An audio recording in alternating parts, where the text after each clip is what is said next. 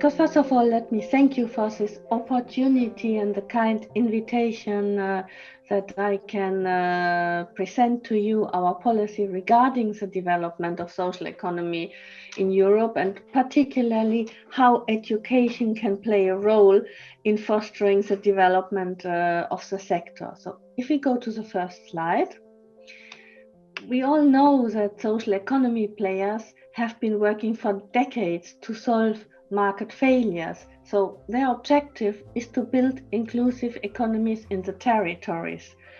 And also social economy has been considerably grown in several member states. And so this not only as an answer of the negative impact of the crisis, but also as a driver for inclusive development. Because social economy brings indeed a sustainable response to societal challenges and makes sure no one is left behind. And therefore, social economy seeks to shape a future based on economic and social progress in a European Union where the values of cooperation, solidarity and diversity prevail, where social innovation plays a role. This makes the sector fully compatible with the objectives of the European Pillar of Social Rights. And also let me recall that cooperatives are key for the European Commission to promote inclusive economic growth and social cohesion. Cooperatives offer indeed a dynamic and flexible business model. With their principle, they are vehicles to promote decent work and decent lives for all. As democratic, value-driven and locally controlled organizations, they foster social inclusion.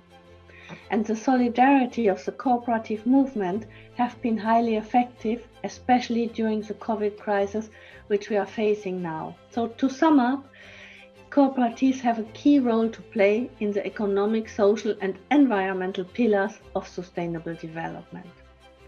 In the next slide, the European Commission have been working hard to develop actions in the entrepreneurship education field.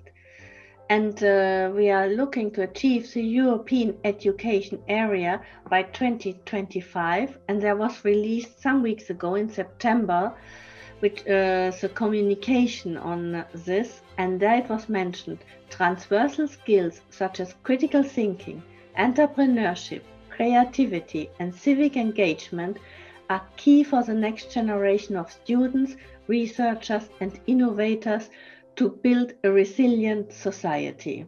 And this is exactly where cooperative entrepreneurship can help. The Commission is convinced that we need to teach different kinds of entrepreneurship models to students. Models rooted in the principles such as self-help, self-responsibility, democracy, equality, equity, and solidarity, like cooperatives, can indeed bring innovative responses to the current economic, social, and environmental challenges. However, today we have in the mainstream education system traditionally business management with a heavy focus on the conventional business models. Only a few schools on different business models such as cooperatives or include cooperative entrepreneurship in their curricula. This is so not surprising that young people wishing to set up a new business do not even take into consideration the cooperative model. And yet, cooperatives can be a business option for young people as it has low capital requirements or limited liability. In cases where members are also employees, it can also offer the flexibility of self-employment. By creating their own cooperative enterprises tailored to local needs, young entrepreneurs encourage economic development in their community while simultaneously contributing to their individual capacity building and skill development. In 2016-17, our services already initiated a pilot project aiming at providing innovative responses for youth employment challenges through the promotion of cooperative entrepreneurship. We implemented the action by selecting several consortia that had to identify existing training methods, courses in secondary schools and higher education systems related to cooperative entrepreneurship in curricula, prepare specific training models under forms of modules, organize and deliver pilot training courses to test those models. This exercise was highly appreciated by the different participants, especially university and higher education institutions. And now we are in the follow-up phase, where we continue to put the emphasis on the different schemes just mentioned. But we also want to support the on-the-job training internship for students during their studies in cooperatives, and such internship offer a combination of career-related work experience and advanced employability skills. This helps to introduce students to the world of work and breaking this experience trap. We also want to promote schools cooperatives, junior enterprises. This can combine work experience and school-based education, so that introducing young people to the cooperative model of enterprise. As we were invited to conduct different pilot projects by the European Parliament, one can also mention the program Erasmus+, that is another tool to provide an opportunity to develop, transfer and implement innovative practices in the field of cooperative entrepreneurship. In the next slide, we are also actively promoting the visibility of social economy via our ESA scheme, which is European Social Economy Regions. And since 2018, more than 80 cities and regions have already joined the awareness-raising events across Europe and are now part of our network, ESA, European Social Economy Regions. So now this ESA has already generated more than 100 regional and local partnerships on social economy from 2018 to 2020. And I would want to highlight, without any financial support by the European Commission, this is a good example of the high interest of stakeholders to exchange experience, best practices and know-how across European countries. And that's where the added value also comes in, that we try to connect throughout Europe like-minded people. And then we have now also created what we call ESA missions. This is the next level, and there we bring financially support in, where local authorities and stakeholders can boost interregional cooperation by sharing good practices and also mutual learning.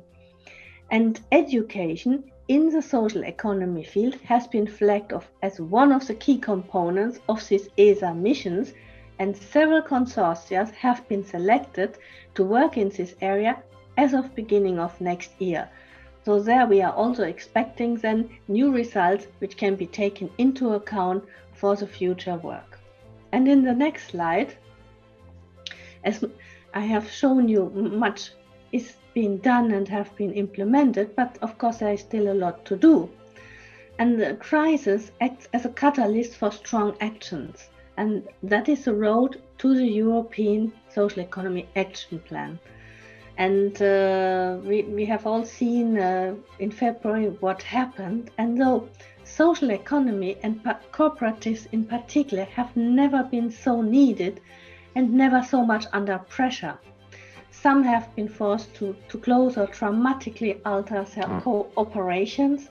Others had to step up and scale up, and particularly meeting the demands in the healthcare and crucial supplies. So it goes without saying, social economy actors brought solutions on the health and social care frontline, especially for the most vulnerable and for communities. But however, many social economy organizations are still struggling and therefore leaving their beneficiaries and staff exposed. The European Commission has taken unprecedented action to help the economy and citizens through the emergency. In May, the Commission has put forward the plan for a major recovery plan, which was endorsed in July by the member states. And this recovery plan aims to provide conditions to invest in the future via the European Green Deal and digitalization in order to boost job and growth by, at the same time, enhancing the resilience of our societies and economy. And social issues are at the heart of this strategy, supporting young people, workers, reinforcing social protection, and fighting inequalities. So public authorities and stakeholders in different member states have also raised awareness about the role and the need of social economy enterprises. So now is also a crucial moment that when the recovery plans, which are done in the member states, they consider social economy. So I think this is also for all of you now when reaching out and discussing, because the government should be in contact with the stakeholders in order to look at the priorities for the recovery plans. So now is a moment where these recovery plans are being drafted and discussed, and by 1st of April they have to be finalized and submitted to the European Commission. And we have also things to show as a sector. For example, we launched Social Economy in the Fight Against Corona, where we actively invited social economy stakeholders to participate and disseminate what they are doing. So if you are looking for arguments, so not only maybe it always helps when you can show an example in your country, but if you can add an example also from another country, that might help you when you discuss with your national authorities. And I'm also glad that social economy become part of the European Alliance Against Coronavirus, which is organized by the European Cluster Community. And also there, the social economy associated to it and became part. So I think it is important to look at new partnerships, to reach out of the bubble, to see with who can we team up. So I think this is something very useful. And therefore, looking at the future, it is important to work closely with all public authorities and stakeholders to ensure that Europe effectively works for the people. And that's why it is important to have an adequate ecosystem. And that's why we are also pleased that we have the proximity and social economy ecosystem being part of one of the 14 ecosystems for the next industrial strategy. And of course, we are also looking forward for the European Action Plan for Social Economy, which will be issued in the second half of 2021. And there we work also with the Road to Mannheim and the conference, which will take place on the 26th and 27th of May, the European Social Economy Summit, where we gather the different stakeholders and discuss, and education is one of these key issues which will be discussed. So please use this moment when we get together, make your voices heard, bring your ideas in. It's a real co-creation process.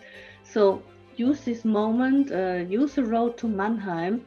And I think with this, we can make sure that the good points, the good ideas you have, or the good experience, but also the problems you experience, you can share with us. And that will help us in creating this action plan for social economy. Thank you very much.